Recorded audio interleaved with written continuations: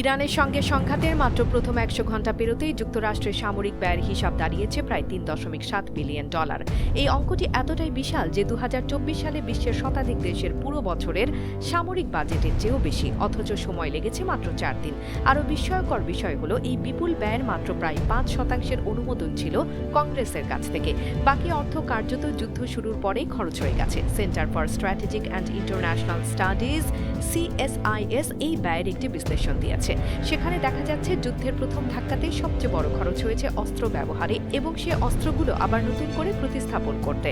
প্রথম খাত অপারেশনস, আকাশে ২০০টির বেশি যুদ্ধবিমান টানা অপারেশনে রাখা, সমুদ্রে যুদ্ধ জাহাজের বহর মোতায়েন এবং মাটিতে গোলন্দাজ ইউনিট সক্রিয় রাখার খরচ মিলিয়ে দাঁড়িয়েছে প্রায় $১৯৬ বিলিয়ন। এর বড় অংশ আগে থেকেই সামরিক বাজেটে অন্তর্ভুক্ত থাকলেও যুদ্ধ শুরু হওয়ায় সেই খরচ দ্রুত বেড়ে গেছে। কিন্তু আসল ব্যয় শুরু হয় যখন হামলার জন্য ব্যবহৃত হয় অত্যাধুনিক অস্ত্র।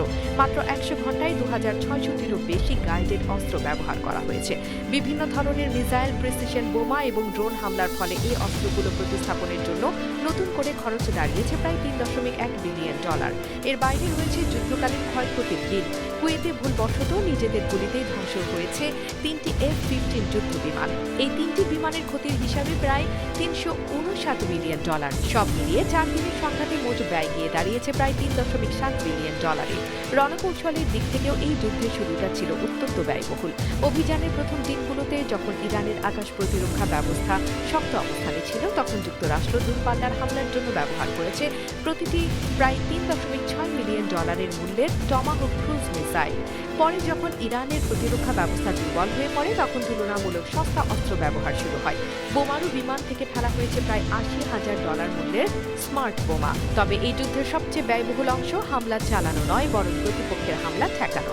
ইরানের তৈরি একটি শাহেদ ড্রোনের দাম প্রায় $৫০,০০০, কিন্তু সেই ড্রোন আকাশে ধ্বংস করতে গিয়ে যুক্তরাষ্ট্রের ব্যবহৃত প্রতিরক্ষা ব্যবস্থার খরচ অনেক সময় তার চেয়ে ৫০ থেকে ১০০ গুণ বেশি হয়ে যায়। ফলে প্রতিটি প্রতিরোধী হয়ে উঠেছে ব্যয়বহুল। ৪ দিনের সংঘাতে ইরান প্রায় ৫০০টি ব্যালিস্টিক মিসাইল এবং ২০০০টির বেশি ড্রোন নিক্ষেপ করেছে বলে অনুমান করা হচ্ছে। এসব হামলা প্রতিহত করতে গিয়ে যুক্তরাষ্ট্র ও তার মিত্রদের এয়ার ডিফেন্স সিস্টেম দ্রুত তাদের মিসাইল স্টক খরচ করে ফেলছে। ট্রাম্প প্রশাসন মূলত জরুরি সামরিক তহবিল ব্যবহার করে যুদ্ধ চালিয়ে যাচ্ছে, যাকে অনেক বিশ্লেষক তুলনা করছেন এক ধরনের মিলিটারি ক্রেডিট কার্ডের সঙ্গে। এই বিপুল বিল মেটানোর জন্য সামনে ৩টি পথ খোলা রয়েছে। প্রথমত, কংগ্রেসে একটি অতিরিক্ত সামরিক ব্যয় বিল পাশ করা।